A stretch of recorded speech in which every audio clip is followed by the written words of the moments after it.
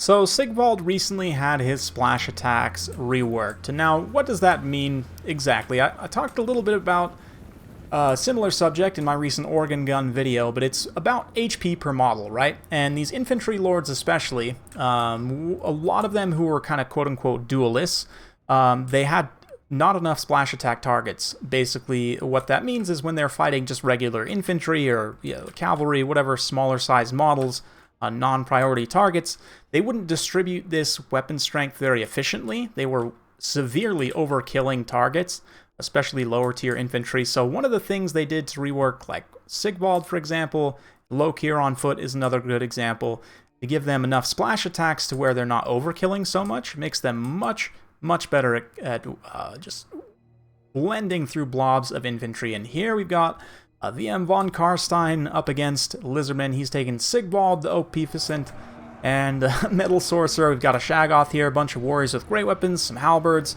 Summoners of Rage coming up against a bunch of Saurus. We've got a Life Slon here, two Carnosaurs. One of them is Scar Veteran, and we've got some Saurus warriors, Croc scores across the line. Big old engagement, nice line rush, both sides meeting. A nice flank around too with these Marauders will hopefully help win that engagement. But,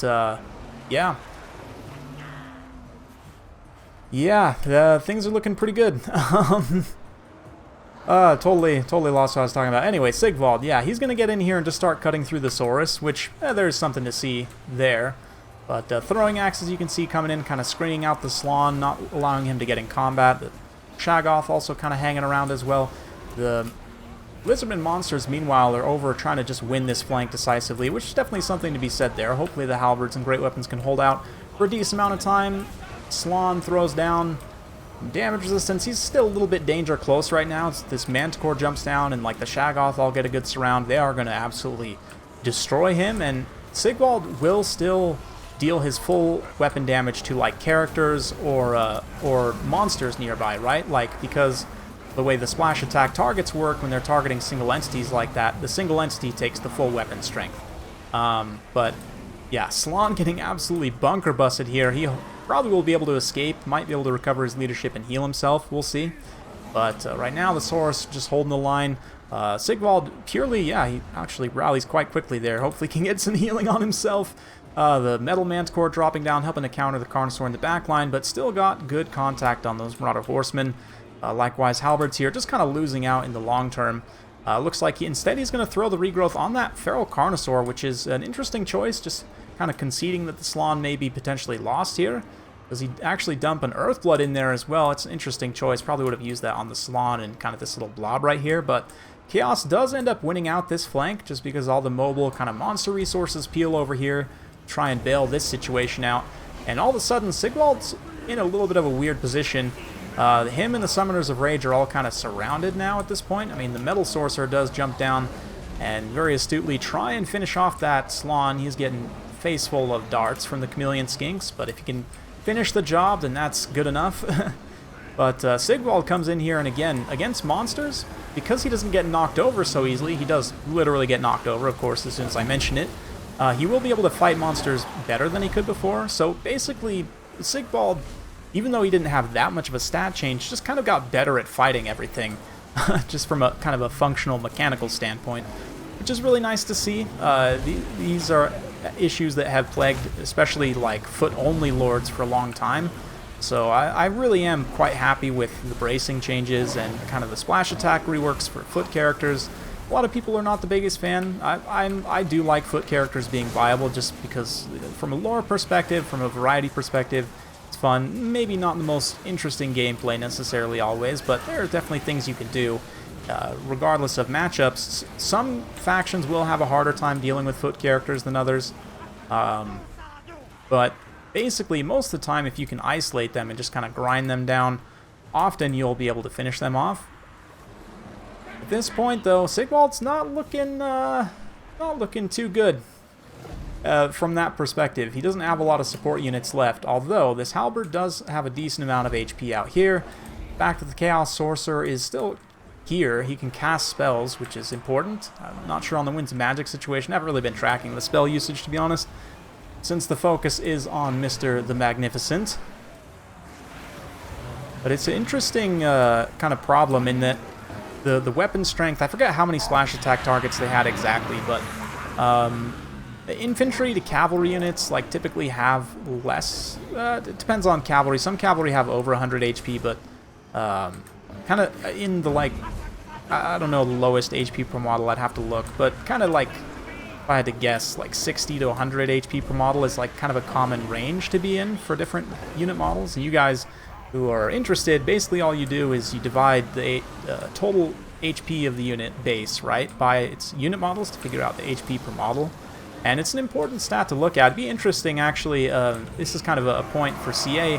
I would love for this to be visible if you moused over here somewhere. I don't know where exactly you could put it, but somewhere where you could look at a HP per model kind of count on each unit, because it's interesting to consider that in relation to weapon strength, which is another topic in and of itself, the way it interacts with armor and missile strength, of course, and everything else. But yeah, the HP per model problem is an interesting one, and Sigvald being able to chop through infantry blobs better in this type of a situation where he's just kind of stuck fighting by himself for a long time, he can perform quite decent. We'll see how he does here. Things are really not looking great for him, but if he can finish off, and a little bit of a weird charge there due to the chair, I think, of the Slon, which did get finished off. That's a bonus. That is a unholy blob of stuff, though. Let's see. He does have final transmutation, so saving up for a big kind of nuclear final transmutation on this blob is definitely going to be a way to try and bail Sigvald out.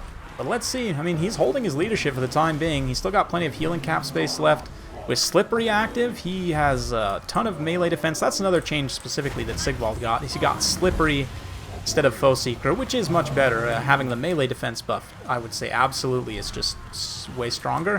Foe Seeker, honestly, is not that great of an ability. It gives you a tiny bit of vigor, which is okay, but you really have to be spamming it the whole battle to get value from that.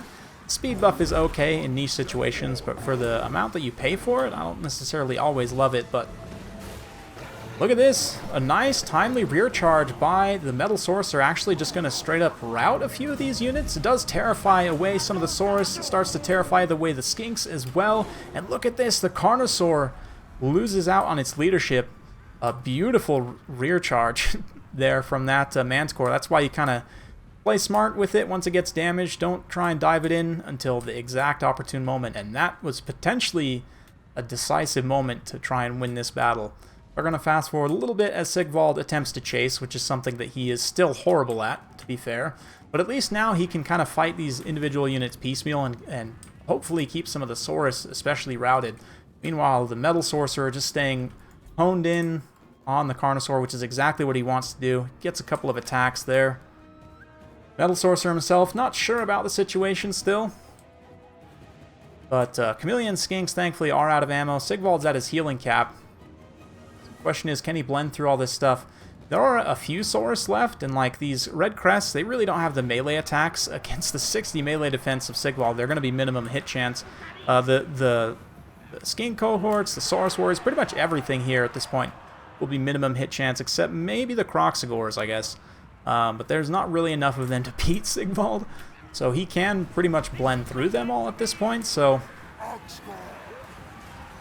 I think that's probably all she wrote for the Lizardmen. We'll see, maybe not.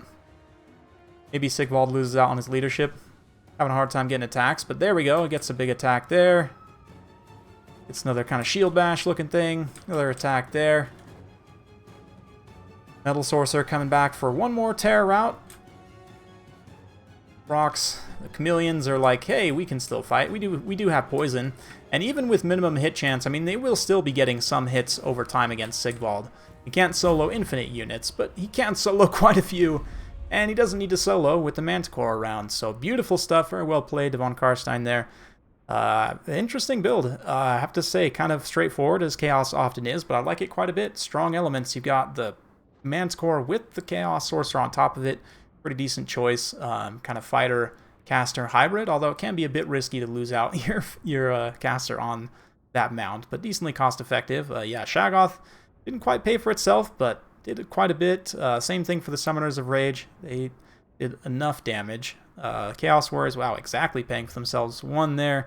The other one's a little bit more of a mixed bag. They were kind of up against a little bit of a monster mash in some aspects, but both of these heroes, man. Sigvald, almost 3,000 damage value, 2,200 damage value for the Metal Manticore. Awesome stuff.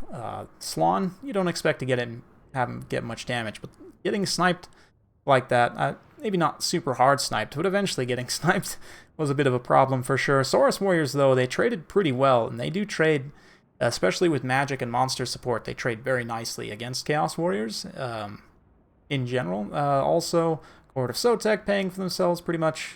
Million Skinks, always fantastic. Wow, one of them, 1,700 damage value. Must have done a ton of damage to, I don't know, something. That's pretty wild, to be honest. Maybe the Shaggoth or something? I don't know. Wasn't paying super close attention. Proc scores almost paid for themselves, too.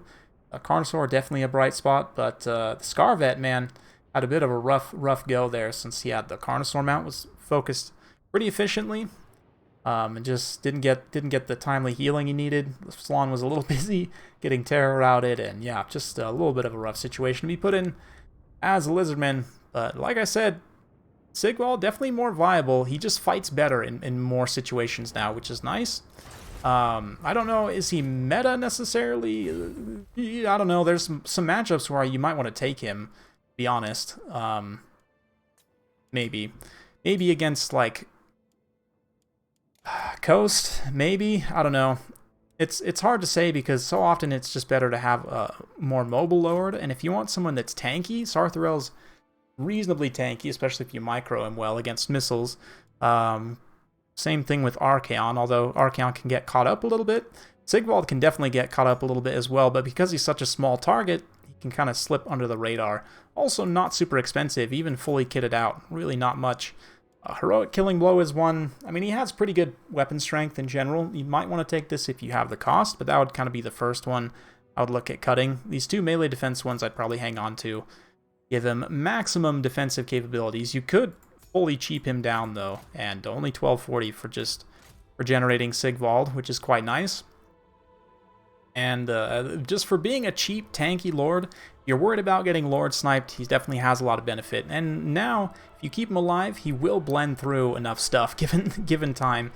Perfect Vigor is also something else I think he got in the last update. Really, really nice. His Expert Charge Defense actually works now, so anything charging him kind of from the front, it won't get their charge bonus. That's really nice. Strider also, so he doesn't get up or downhill penalties.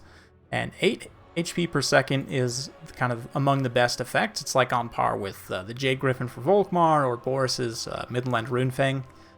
So yeah, as far as kind of good comparisons, it's interesting because the only other like regenerating foot only lords, right, are Vlad, who's kind of hard to compare because he's a Lore of Vampires caster, and even like if we just look at base cost, I believe Vlad is, maybe he's not more expensive, 1,200 base cost.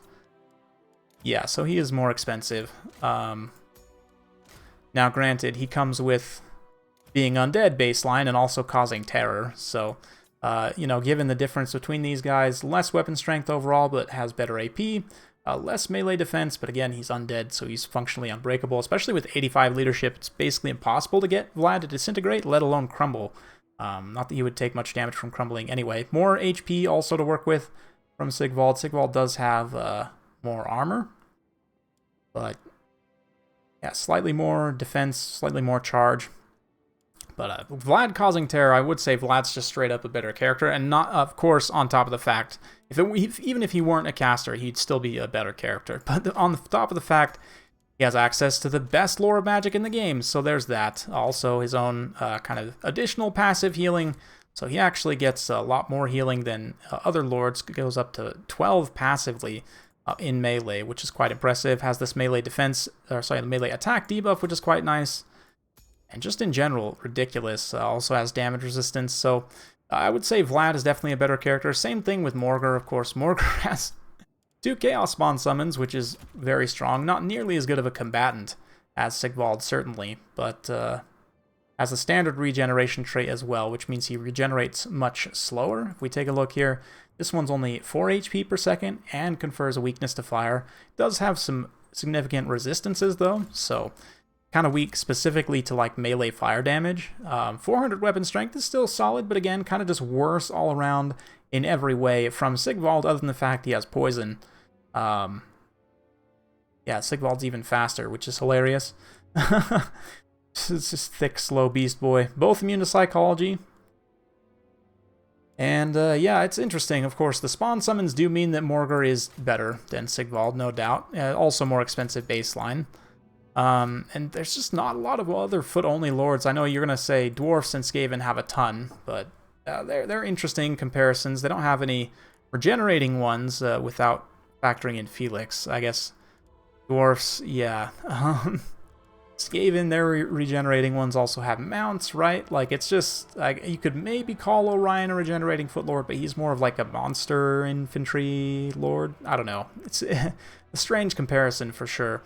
Gorok doesn't have regeneration, which kind of makes him worse than any of these others, but he does have ridiculously good stats, and that's kind of the same deal for any of the dwarf lords for the most part. There's something to be said about Grombrindle and Ungrim just having so much hitting power.